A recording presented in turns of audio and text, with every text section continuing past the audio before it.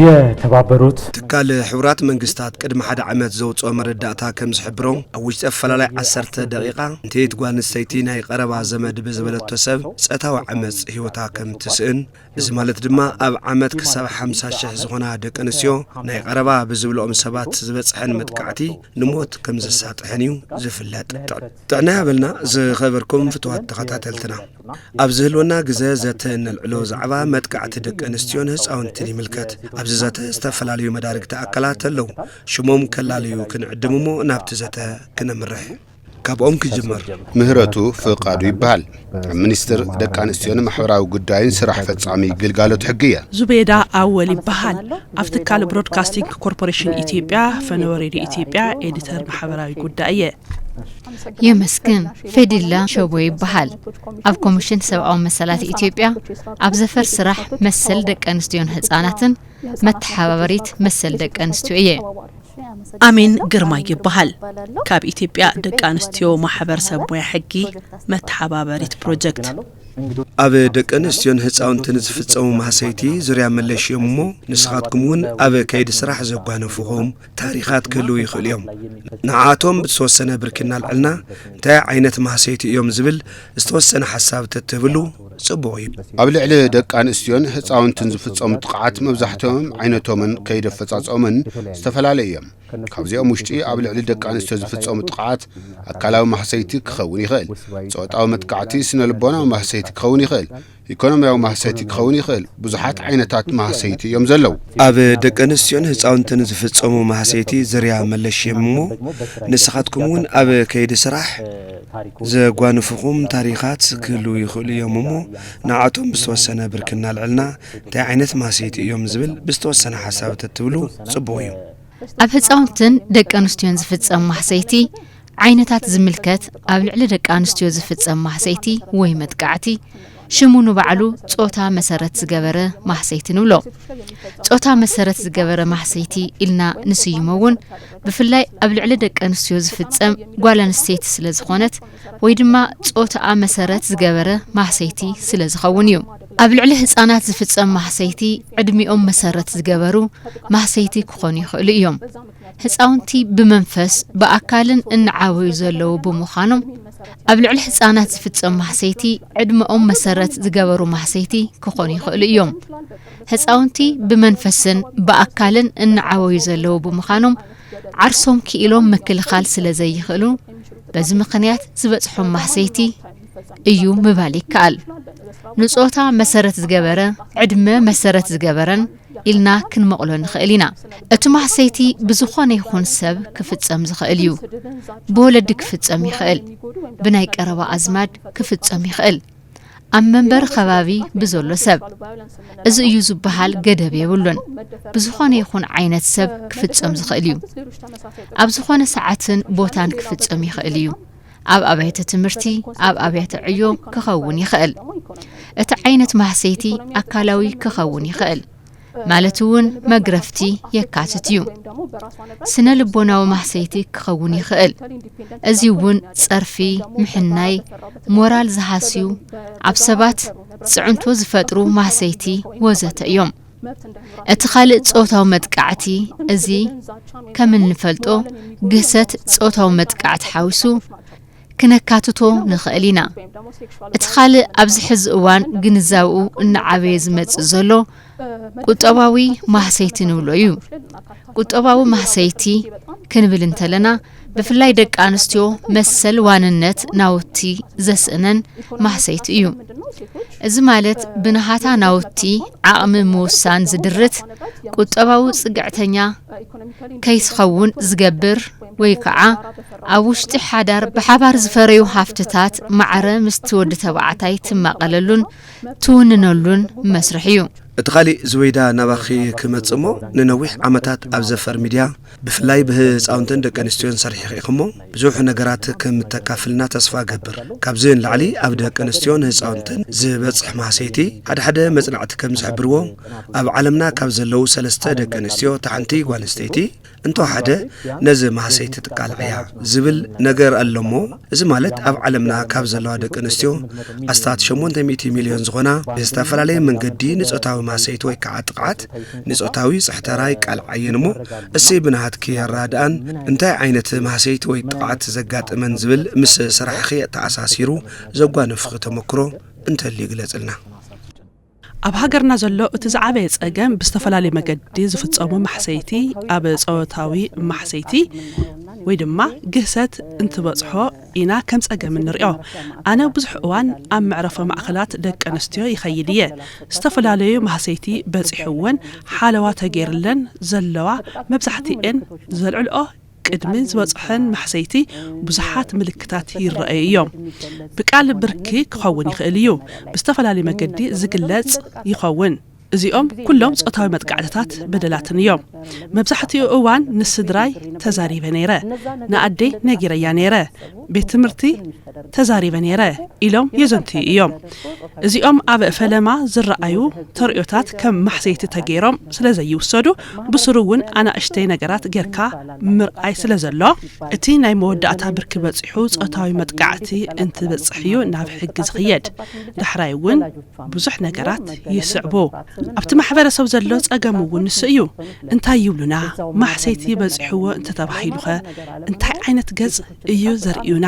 ከመይ ለእየ ምስቲ ማሕበረሰብ ዝተሓዋወስ ዝብል ስክፍታ እቲ መጥቃዕቲ ኣብ ዝበጽሐ ቆልዓ ኾነ ኣብ ወላዲ ዝረአ ጸገም እዩ እዚ ንሽምካ ንዝናኻን ብምፍራሕ ዝመጽእ ጸገም ይመስለኒ በዚ መገዲ እውን ብርክት ዝበሉ መጥቃዕትን ማሕሰይትን ተዓፊኖም ዝተርፉ ነዚ ይመስለኒ ካብ ዝተበጊሱ ነገራት ገና ብኣግኦም ዘይምስትኽኻሎም ማሕሰይቲ ደቂ ኣንስትዮ ዝኸፍአ ይገብሮ ቆልዑ እውን ነዚ ብምፍራሕ ንስድሮኦም ኣይዛረቡን እዚ ነገር እዚ ኣብ ዝሓለፈ እንትዛረቦም ስኺሎም ነይሮም ሕዚ እንተተዛረብኽዎም ኩርይን እዮም ብዝብል ፍርሒ ብስቕታ ይሓልፍዎ እቲ ነገር እናተበኣሰ ኸይዱ ኣብ ናይ መወዳእታ ብርኪ እንትበጽሕ እዩ ዝቃላዕ ስለዚ ፈለማ ኣብ መቕጻዕቲ ዝብል ዘሎ ኣረዳድኣ ማሕበረሰብ ክመሓየሽ ዘለዎ ይመስለኒ ኣነ ዝተዓዘብኽዎ ነዚ ይመስል ብጣዕሚ ጽቡቕ ምናልባት ናይ ኢትዮጵያ ማሕበረሰብ ሙያ ሕጊ ደቂ ኣንስትዮ ዝተፈላለዩ ደገፍ ሕጊ ይህብ እሞ ኣብ ጉዳይ ደቂ ኣንስትዮን ህፃውንትን ተደሪኹ በዚ መንጽር ዝተፈላለዩ ግፍዕታትን በደላትን በጺሖም ናባኹም ጥርዓን ዘቕረቡን ሓገዝ ሕጊ ዝሓቱ ደቂ ኣንስትዮን ካልኦት ኣካላት ሰብ ታሪክን ይህልው እዮም ببزح عخاتكم زقوان فكم تاريخات انت عينة ملك اللوم نابانا ببزح زمزو قدايات اب مونغو سب حدار بسب اين سبيتن زل على قدايات مزو كابزي زحلف دما حال حليفو بتكنولوجي استحجزو متقعتي مالتون قال مسلي ويون فيديو بمحاز مفرراح اتحادث اوتا مسرت زقبر متقعتي إلنا نسيمو أب قربا ببزحي ناب محبرنا نامزو زلو طرعناتن تكنولوجي مسرت زقبرو متقعتي صوتها وطقعات موقعتي وزته ناب محبرنا يمزيوم كابز حليفو بطعم قربا بزخونه ناي سدرا ابال كم اون بفقرات تزل على القونتي كم زعبا خوينوم يوم انامزو زركبو كابتزنا أساسن لبنا وتقضي زبصحو أكلاو محسيتي كساموت زبصح قداتيمو زبصحهم بستوسنة ملكعو من قلتات مرأيين تخيلنا زلو حقتات زلحلحو مخان ندكان استيون هتصاونتن تمتا غيرم زوص حقتات زهبو تمتا زنعاسو مخان لا تتصقم دحر مفتصام دما مس مرمران قصعاتن حكمنان قالوت تزامت قداتن زلو حقتات كم حقي تصقم يولمن فتصاماتن حقتات غنا تحت تقعات مقطع ممهارن أبخالو تقعات كياتو زمرن يوم قينقنا عبا فتعتما نايب علو زخونة تقام اللوم اتخالي نبقس كخون زخيل ايكونومي عو تقاميو بزاحتو قزا عبا زتت عبا خابي حدا سفر زنورو متقعت زبصحهم لكان استيو خونو قلعو معقف سترا ايوطن كبابي ام ايوطن كابزنور الخوابي بزو حزر حق ايكونن متقعتي زبصحهم مخنياتو مس قربتن ليلان سلازت اساسر كمتي عنتو بمحازاي استزربه كاب نشتي نغرات جميروم يوم من عويون ابتي ناي مودعت متقعت زسغاغرو بمخانو انا اشتي نغرات استجمرت صقم اتحقي بزو مسارات متقعتي كوصحني الى ناب حق طرحان مستقرب متقعتي مسوصحكي نعيز عينت ملاس وحاولو كنتات يزلم كابزي وصا زرعي زلو ملكتات معسيتي ويم متقعتي كبصحا خليم تباحلو قدوم زخونه تنقاق انت تقبر ايران نزي زحجز السرار حد ما يبلنا أزين ودزين أنت دمر تمت قعتي كقصل زجوريهم أبزو قداي توسخوا نجار انتلي عدلكم قبل علدك أنستيو زبطحن أدلاوي في التسامتات أبقى طباوي محبراون ببوليتيكاون قدايات تساتفو كيهلوان غيريو أزب بعلو بقطبا صقعتنيا كخونا غيروان يو زخونت قوالنستيتي ناي قطبا صقعتنيا وي دما دخان تخوينا نستفلالو محسيتي بزبلصه تقالعيتيا تخون اتخالقنا العلو قداي نايتي محبرسب بهلن لمدن يو مبزحتيوم امنتاتنان لمدتاتنان نتوم مسل دك انستيون هصاونتن زدافو يوم نابنت مرعا تحت عدمه انتلعلنا عبي مرأي أيو ازيوم عينتات تقعتيوم كوين قنا بمحبرسبنا كم بهلن مسرحن تغيروم زوصل يوم قدميلو كم زتالع على مبقسيتاتهم بركت زول يوم أمين أبزي استوتسقيو نجار يهلو ديخون مبزحتي قدايات تلعيل ايو ازي زبصح متقعتي زبصح بزفصام سابات بناي حدار محازتهم وزت ايو ازي كم حدا مغلصي فقره تغيرو بات محبرسب زلو رديتيو مبزحت غزي متقعت بصحيو ناديا ويون نولادا حنتي قال نستيتي ابت زاربل اوان ازي نجار كيلكيو كتنبري قبا حدار تخائل كايو نابلكا صقط مقبار تملسكا ناب حدار انت تاعتو زبا سمتقعتي كبصح يقبر سلازي ات محبرسب كم لمدن امنتن حيزوم زمصو مغلص فقر يوم زبحالو نغرات داغم كنفتشوم يقبا ابنت انا ايدلن الى انت قبيصه حنت غوالن ستيتي قال عالمي تبحال بز مخنيات لعلنت دق انستيو تغيريو سد زون لمديو انت دليو حيله ملطي بزلو اغبابون مسالات كغازي خل ببزحي صوتاو متقعتي زفصم منقليو يفتوكيه مساخ صوتاو رخبي يدلئيه بزبل ولقاو دليت سلازبغس بمخانو حيزنا يوم زمصانا بحالتاتن لمدداتن انبلوم ندق انستيو زغللن زرحقن مخانو طرح انت يكونس اتركب فقري نمغبار زلو دليت بحيلن بقصعاتن ولدا ويون صدرا على علمنا جبرت بزبل مسمس زفتر أمراوي صغطي كاب صدر حليفو عرقتي إنا بزبلو ساباتون زرق بحر أيو إذا ما ناب كله كجافح يجبر أيو مالتيو ببزح زلعلنا يون نسخاتكم ونزقركم من حسابات قبل علدك أنستيو زفتصو متقعت يومو زتنا دما قبل علدك أنستيون هس أو نتنز بصح متقعت زملكات سلازخونه نعمنت هس أو نتي بولدهم كي ترفه متقعتي بصحميو نعمنت جنا عشل نهالو أبيت فتان تدربيهم يخاطرخو بستفرالي مخنيات أكلاتهم زغودل زطفن بزحات يوم إذا دما بولادي تاديوم كي ترفه متقعتي زبصحم هس أو نتلو بزبزا قلبت كي ترفه يبصحمي سلازي هس أو نتي زملكات زويدا من الوقت أبز توليو حساب نتليو عدل كبكي كاب قداي دك أنستيون لعلين هصاونتي فوليت أمة مقبار زحاشي مسلني محبرسو زلو وملكتا نقولعن هصاونتن زلو أقبابلان أتا عبابيان بطعمي تحتيو مسل اللوم كبل كلنا كلهم عينتات مسل اللوم يو كاب ممهار جميرم مس زدليوم زمرصوم سدرا كساب معفاين حاويسو زدليو عينت هيمانت مسعب بحفشا هصاونتي كل عينت مسل اللوم يو اب محبرسبنا زلو رديت كنا نحنا نهومن نقربلو من طرحيو غبومن مسلو من غيرنا نردو نامنت كي مهاري خلو كم تزبلكايو بزبزا قلبت انتلعلناون هصاونتي كم عقمو من عدمومن سرح يسرحو انت تبهلون اتي السدرا ندقو بتنس جليو كسرحون كناورون كم زلوم غير ايو زردو مخنياتو مسل هصاونتي از ايو زبحال طمته سلازي توهابو كاب بزبزا قلبت جميرون قداي هصاونتي فصيمو اي زربن شمنت عامت ادمو زلو قلعا سرحت شمنا سرح كساب حقوق زغبط غلغليوم دما كنحاتم كلنا صواتا زبحال زي يفلطو انا كو تصاويتا يفلطن زبلو يغطمنا ايوم نكو 12 ساعات اب سرح كوف زبله مشت 12 ساعات كاب سرحهم زلعلو لو نقرسين نمسحن قال نصريت زخون حصر غزي طرح يزوهابو زقلعا نمنتاي خم زخويني إلو حتى يلن اتلمدنان بحلنان ولدو زغبروا بدل كم مسل اتسدرا تغير ይዝውሰድ ስለዝኾነ ድማ እቲ ጸገም ካብዚ እዩ ዝጅምር ካሊእ ብስድራ ንደቆም ዝግበር ቅጽዓት እውን እንተኾነ ብዙሕ ነገራት ንሰምዕ ኢናኮ ናብ ዝኸፍአ ብርኪ ዝበጽሕ ብሓዊ ኣቃጺሎሞም ናብ ዝኸፍአ ሕማም እውን ተሳጢሖም ዝተፈላለዩ መጥቃዕቲ እንትበጽሖም ንርኢን ንዕዘብን ኢና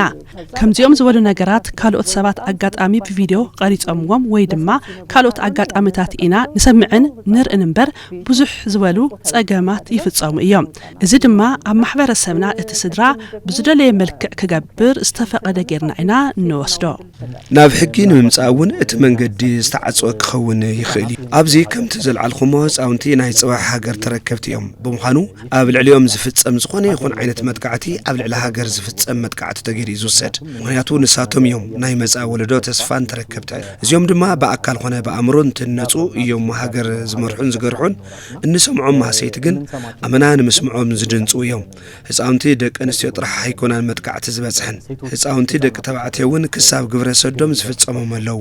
ካብ ሚኒስተር ደቂ ኣንስትዮን ማሕበር ጉዳይ ኣይተ ምህረቱ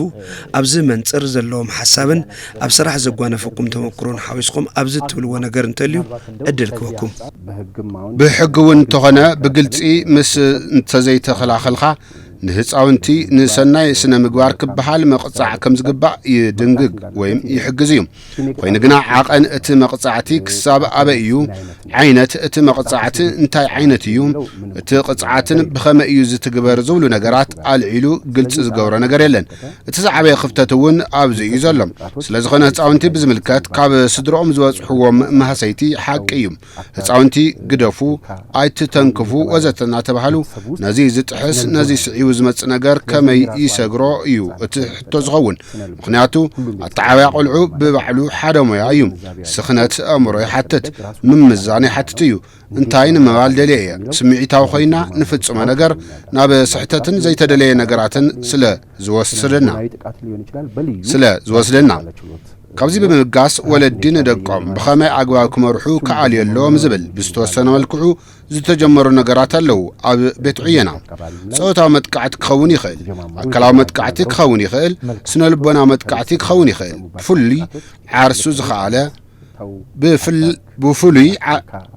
ብፍሉይ ዓርሱ ዝኸኣለ መጋባእያ ሃልይዎ ዓርሱ ዝኸኣለ ስርዓት ምርምራ ሃልይዎ ነዚ ድማ ምርማር ዝኽእሉ ሰብ ሞያ ካብ ፖሊስን ዓቀብቲ ሕግን ካብ ኣብያተ ፍርድን ንእሽተይ ዝተጀመሩን ዝተወደውን ነገራት ኣለዉ ጽቡቕ ማሕበረሰብ ሞያ ደቂ ኣንስትዮ ኢትዮጵያ ንደቂ ኣንስትዮ ጥራሕ ከይኮነስ ንህፃውንቲ እውን ሓዊሱ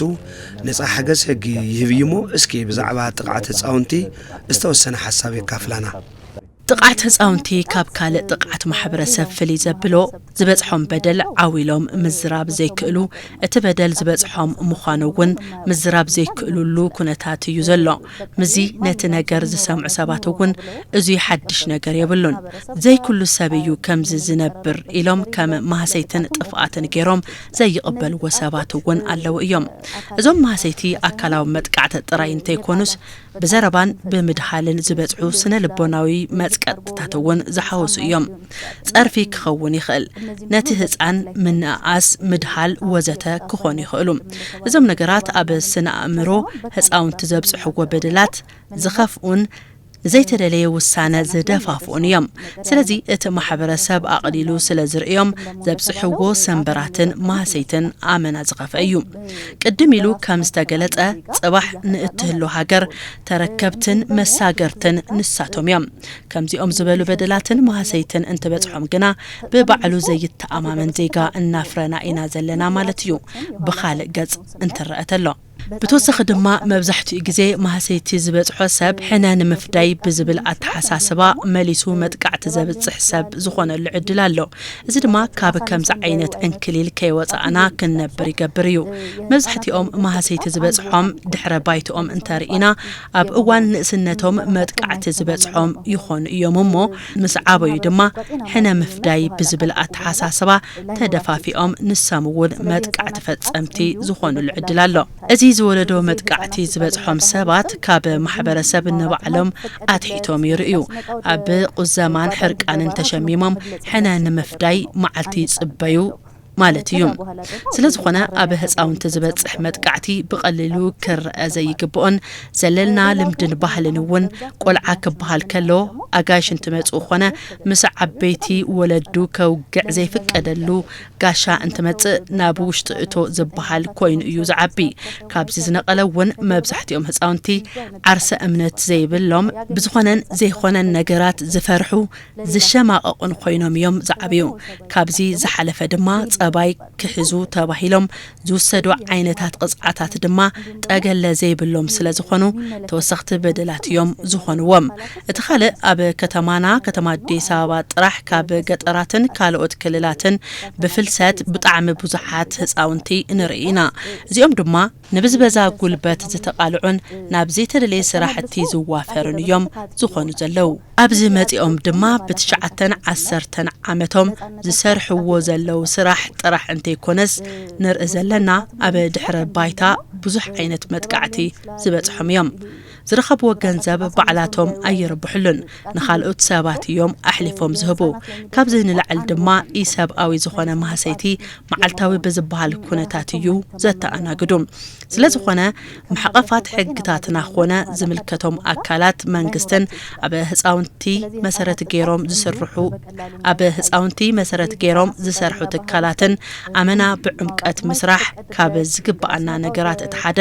ካብ ምኽባር መሰል ደቂ ኣንስትዮ ብዘይና ኣስመልክዑ ኣብ ልዕሊ ህፃውንቲ ዝፍጸም መጥቃዕቲ ጠጠው ክብል ምግባር እዩ ኣብ ልዕሊ ደቂ ኣንስትዮ ህፃውንትን ዝፍጸሙ መጥቃዕቲ ከም ሃገር ዘብጽሕዎ ጽዕንቶ ኣለሞ ፖለቲካዊ ኢኮኖሚያዊ ማሕበራዊ ጽዕንቶታት ይህልዎም እዩ እስኪ እዞም ጽዕንቶታት ድማ ብዝተወሰነ መልክዑ ይነግሩታልና ኣብ ልዕሊ ደቂ ኣንስትዮ ዝፍጸሙ ጥቃዕታት ኣብ ልዕሊ ደቂ ኣንስትዮ ካብ ዘብጽሕዎ ኣካላዊ ስነልቦናዊ ጾታዊ መጥቃዕትን ብተወሳኺ ኣብዚ ሃገር ኣብዝህሉ ፖለቲካዊ ቁጠባውን ማሕበራውን ጉዳያት እኹል ዝኾነ ተሳትፎ ከይገብራ ይዓክተን እዩ ምኽንያቱ ዝተፈላለዩ መጥቃዕቲ ዝበጽሖም ወገናት ፍትሒ ብኣግባቡን ተዘይረኺቦም ማለት እውን ቅድሚ መጥቃዕቲ ኾነ ድሕሪ መጥቃዕቲ ብፍላይ ድሕሪ መጥቃዕቲ ስዒቡ ዝመጹ ብይን ግልጋሎት ሕክምና ካሕሳ ወዘተ በአግባቡ ተዘይረኺቦም ዘይሩ ሸኽመ ሃገር እዮም ዝኾኑ እዚ ማለት ድማ ኣብ ተሳትፎ ፖለቲካዊ ማሕበራውን ቁጠባውን እዚ ሃገር ናይ ባዕሉ ዝኾነ ጽልዋ ከምጽእ ይኽእል እዩ እዚ ማለት ኣድላይ ዘበለ ሓገዝ እንተዘይረኺቦም ኣብ ዝግበሩ ንጥፈታት ብንቕሓት ይዋስኡ እዮም ምባል ኣይከኣልን ኣይተመረቱ እስኪናዎም ከብል ኣብ ልዕሊ ደቂ ኣንስትዮን ህፃውንትን ዝበጽሕ ማህሰይቲ ከም ሃገር ዝበጽሖ ጉድኣት ዙርያ መለሽ እዩ ኣብ ዝተፈላለዩ ዘፈራት ዝርዝርና እንተሪእናዮም ንኣብነት ኣብ መዳይ ጥዕና ዘፈር እንትንሪኦም ብዝተፈላለየ መንገዲ ጉድኣት ዝበጽሐ ደቂ ኣንስትዮ ግልጋሎት ሕክምና መሃብ ግልጋሎት ምኽሪ መሃብ ኣብ ልዕሊ ትካላት ዓርሱ ዝኽኣለ ጽዕንቶ ኣለዎም ስለዝኾነ ከምዚ ዓይነት መጥቃዕቲ ብዝበጽሖ ቁጽሪ ኣብ ትካላት ጥዕና ዝህሉ ስራሕ ዝተሓላለኸን ዝተጻበበን ይገብሮ እዚ ድማ ካብ ዕድጊት መድሓኒት ጀሚሩ ክሳብ ዝርዝር ፈጻጽማ ዓርሱ ዝኽኣለ ጽልዋ ኣለዎም ካልእ ናብ ኣካላት ሕጊ እውን ተኸይድና መስርሕ ሕጊ ንኻልኦት ዋኒናት ፍትሒ ካብ ምትግባር ሓሊፉ ኣብ ከምዚ ዓይነት ዋኒናት ክጽመድ ይገብሮም በዚ ድማ ዝተዘናግዐ ፍትሒ ክህሊ ብምግባር ንኻልኦት ስራሕቲ እውን ይጸልዎም እዚ ድማ ስርዓት ፍትሒ ኣብ ሕቶ ክወድቕን እምነት ማሕበረሰብ ክስእንን ይገብሮም ዘፈር ብዙሕ ጸገም እዩ ዘሎ ካብ ሰለስተ ደቂ ኣንስትዮ ሓንቲ ኣንተ ኮይኑ መጥቃዕቲ ዝበጽሓ ሓንቲ ኣፍራይት ዜጋ ሲእና ማለት እዩ ብሓደ ገጽ ንድሕሪት ነቕርያ ወይ እውን ካብ ጸዋታ ወጻኢ ትኸውን ብዙሕ ግዜ ኣብ ቤት ትምህርተን ዘቋርጻ ኣዋልድ ኣለዋ እየን ድሕሪ ምቁራጽ እውን ክቕጽላ ይደልያን ጎበዛት ዝነበራ ተምሃሮ ካብ ደረጃ ወጻኢ ይኾና እዚ ኩሉ ጸገም ዝመጽእ ምስ መጥቃዕቲ ተተሓሒዙ እዩ ዝኾነ ዓይነት መጥቃዕቲ ብቃል ይኹን ብተግባር ክበጽሕን ከሎ ዝመጽእ ጸገም እዩ ስለዚ ከምዚ ዓይነት ጽዕንቶ ኣብ ሃገር ዝህልዎ ኣበርክቶ ክቕንስ ይገብር ማለት እዩ ንባዕላ ጥራሕ ምጉዳእ ዘይኮነስ ንሳውን ኣብ ልዕሊ ካልኦት ተመሳሳሊ መጥቃዕቲ ክትፍጽም ዝገብር ከይዲ እዩ ስለዚ ካብ ሰለስተ ሓንቲ ጓል ኣንስተይቲ ንስእን ኣለና ማለት እዩ ተደሚሩ ኣብ ልዕሊ ሃገር ሰፊሕ መጉዳእቲ ይበጽሕ ኣሎ ማለት እዩ ኣብ ሓንቲ ሰበይቲ ዝበጽሕ መጥቃዕቲ سبيتي مالت هاجريا سدرائيا محبر سبيا كل إياتو كلمة أب العلدك أنستي زبتصح متقعتي إزي كل قدقات زبتصحيو زوبيدا خمس بلتو أب العلدك أنستيو سأنات زبتصح سعنتو سدرا مبتان طرح كيكون زسعب أب العلي قلعو زبتصح سنة لبنا وزغطي ناب قودنا زوصلو تمرتم زقارصلو بتمرتم وصيت زقنسلو كساب عرسهم زطفون له زبتصح صقم بزحيو سلازي كساب حزي بمحبراوي قطواي بوليتيكاون كالوت صقماتن زبتصحو زغطات كم هاجر نلعل كنخلينا بزبتصح متقعتي على شافتحي غعزو يجمرا ازين وعلو خلي صعنتو ايو اب العلي دق انسيون حصاناتن بمنصرزي فتحين مركاب اب زنقساقسو وان زغاطم وين محلقات انت ايوم مال نخل مبزحتيو تلعيل ايوم كاينو غنا بزح غزي زحسبني متقعت دق انستيون حصاناتن زبزحلو زلو مخنيات امنات من اسيوم اب منكو محبرسب مالتيوم حزي تارينا أوداتن دق أنستيون دنب فليوم النور إلا قاطام إزلو إزي أب هاجرنا زنبرة أب وشتي محبر سبنا زس أنحاء متأممان زن أسيوم نقنسو متقعتي نتبسحن ناب أكلات فتح الغدا نابي نامن بخمئية زملكة زبل فلتت حبريتان مركب زيسك مالو اللوم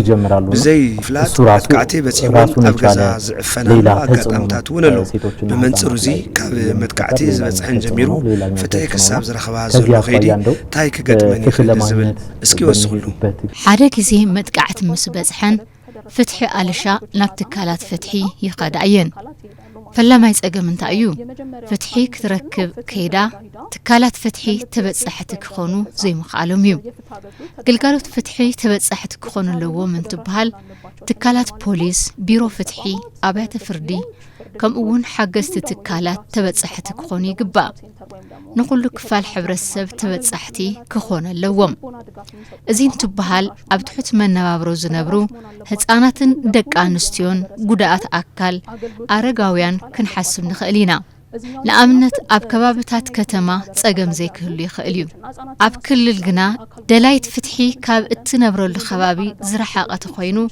نموق عزيا كاب زخفل زي قريني كتبل تخليا بخالق قد فتحي ألشا أبز خدال اوان تقودايت زي مأمان طفعتنيا مقبار ويدما قبننيا مقبار بخبر زي متأنقاد كال اي بركي مدقعتي تغيرو إزو سد بزعبا تبداليت مدقعتي دحر بايتا مسيوتا استزامد حبريتا تقودايتن ناتا زعبا زحازة بعلمويا حقن طرحيوم كفلتو زقبا سلازي انه وقلقالوت فتحي بستخال عقن مشترو زحالو كخونا اللوو كاب زملكتتلو كساب وسانس توهابلو زعبا كاب زخونا سالساي وغن مدقعتي وحس كخونا اللوو حقي مدحن كخونا اللوو مدقعت زبصحة أبقى ويحوان تخينو عملكيتا ناب إيات خيد زبليو نابجز أديات خد حقي وحسا كخونا اللوو كاب تزبط حمد قعت بتوسخي كاب سلسي أكل مفرارحن متنققتان حقي كحلوة يقبائيو زبهال تحسات حقي انتفتسم محبر السب نتساقم مقستات سنسخي إخي زبل نسخي إخات هاي تقبرني إرخي زبل اللو مزي أتحيزو ناب محبر السب زلو فتناتات أبزي وسخلو مزي أتحيزكي أب محبر السب زلو فتناتات اسك وسخلو زبيدا أبل علي دك عن استيون هتسعنات زبس حمد كعتي بزحت يوم نجرجنا مس بزحهم ريخا ناب تكالات فتح زخدم وحدات يوم بتعمي بقصر وحدات ناب تكالات فتح مرحو مبزحت يوم جبنات بشنقلنا ببهلي ناتبهلو أبزلوا ويودو قدم كاب استبهل ناب فتحين مخاد عقني يبلين كلت يبلين زحجزن يلن زبلو مخنياتات ناب تكالات فتحي كيبتصحو يقاريوم زمتصو كاب زي متصو بقصر وحدات يوم مس متصون كاب تكالات فتحي تايت صويت يقبر تبتصحين مقبار استجمروا سرحت اللو قلقالت حدا مسكوت تجمير اللو أب كلل زلو حدا قنا أبزي أبدي سوا زلون تلعنا أب زوريتو داقماهم من إليك قاندن قلقالت حدا مسكوت اللو أب تيما أخل بعالميا حق اللوم بعالميا سنة لبونا بعالميا تعنا محاوراو ساينسنا اللو زيوم زمصو دليتي فتحين نمت نقاد أخلا تايكونن ኣብ ኣብያተ ፍርዲ ብፍላይ ዝረኣይሉ ዝተጀማመሩ ነገራት ኣለዉ ስለዚ ካብ ኣካላት ፍትሒ ሰፊሕ ስራሕ ዝጠልብ ምዃኑ ምርዳእ የድሊ ኩሉ ግዜ እንትውቃዕ ወይ ድማ እንትግረፍ ድምፂ እንተስሚዐ ሕብረተሰብና በርገዙ እዩ ዝዓጽው ናብ ሕጊ ኣካል ተኸድካውን በዓል ገዛኺ እዩ ተዓረቂ ዝብሉ ብዙሓት እዮም ድሕሪ እዚ ልዑል ጉድኣት ምስ በጽሓ እዩ ኣካላት ፍትሒ ዝሕዙላ ንኣብነት ብቃል ቶንኪኒ ዝብል ክሲ ሒዛ ተኸይዳ ምጸት እዩ ዝመስሎ ሰብ